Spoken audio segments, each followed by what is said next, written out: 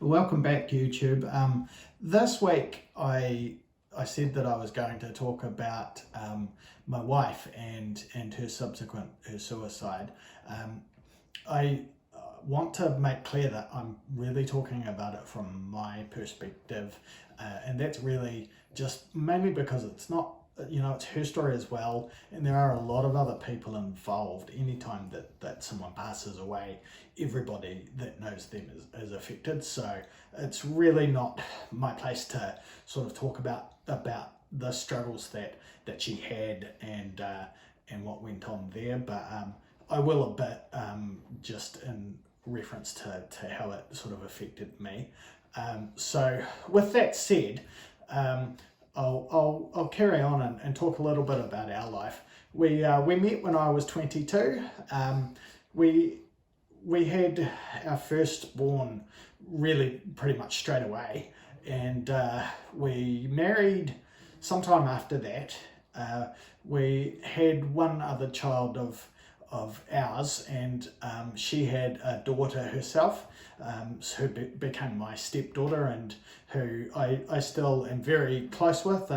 We go surfing now. She's an adult, and we go out surfing in summer together. So we have a great time doing stuff like that. Obviously, my two children, they live with me, so I'm spending all my days with them. She did, obviously, she struggled. My wife struggled with depression. It became really hard for me to cope. There were a lot of struggles at home. We just, there were some really dark times, as you would expect, really. With depression, it affects everybody, and it's really hard. It's hard to live with. It is hard to live with someone who is suffering from depression as well. And I would suggest anybody who's feeling bad does seek help, because help is out there. It's available. Also, but for family members too, if you are struggling, it is absolutely vital to sort of seek assistance from somewhere. There are a number of numbers that you can call, and I'll try and get some of those numbers in the description below. And just seek help. You need to be able to talk with someone. It's just really something that you need to look at, and don't neglect yourself if you're trying to help someone through that journey. Absolutely make sure that you're keeping yourself whole and safe too. In the end, I did have to leave the relationship. It was a good thing that I did. Everything sort of got a lot better for both of us after that. I sort of ended up becoming her rock. So there were a lot of late night phone calls. I was going out to see her on a semi-regular basis. There was a lot that went on. I don't really want to talk about the specifics of it, but there was a lot, and it became very hard. It was tough, and it was lonely.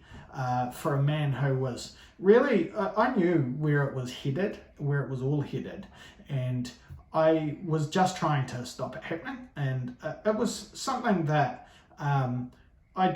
I was in the dark. I was lost, and I didn't seek help to sort of guide me through how to do that. And I would recommend anybody in the same predicament, because there will be people in the same predicament out there, anyone in the same predicament, get help with how to help someone else who is having those sorts of terrible struggles, because there were a lot of mistakes that I made that made sort of life worse, I think, overall. And it was done with love. It was done trying to do the right thing. But looking back, you always look back and have regrets, right? But some of my regrets are sort of more serious than just having a regret. But after she passed, our whole family was thrown into turmoil. Obviously, it was really tough for everybody involved, but I was trying to guide the girls sort of through their grief, and I really neglected my own. I didn't sort of look to myself, and I didn't look after myself at all really for quite a long time. And I probably should have. I would have probably been able to, help my family a lot better if I had, I think.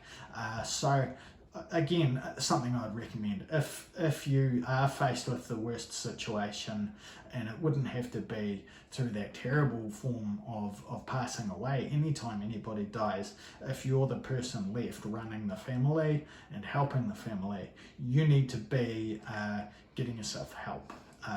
Just to make sure that you're okay, that you are getting through, and that things are all right. To that end, though, exercise helped me. This is sort of an exercise channel.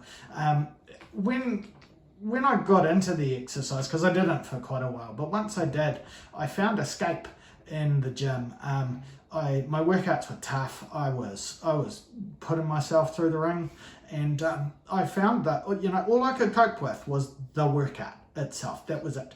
And so I afterwards you get a bit of a rush from exercise, so I would get that. I would go to the gym. I had a personal trainer, and all I did was focus on my workout. Sorry, I think that we're going to have another... Yes, we're having another invader. Once again, hello, Simba. This is Simba. Simba is a rescue cat and tends to follow his dad around wherever dad goes. He sleeps on my bed. He's pretty much within a metre of me any time, so he will probably be a regular feature in these videos. Where was I? Yes, exercise. Exercise is really good for your mental state, and it really was for me. It helped me get through.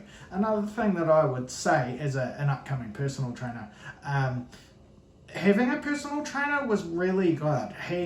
My personal trainer, Aaron McMurdo, he was brilliant. He really became sort of almost a counsellor for me, and I think that that's quite common for personal trainers to find that they're doing.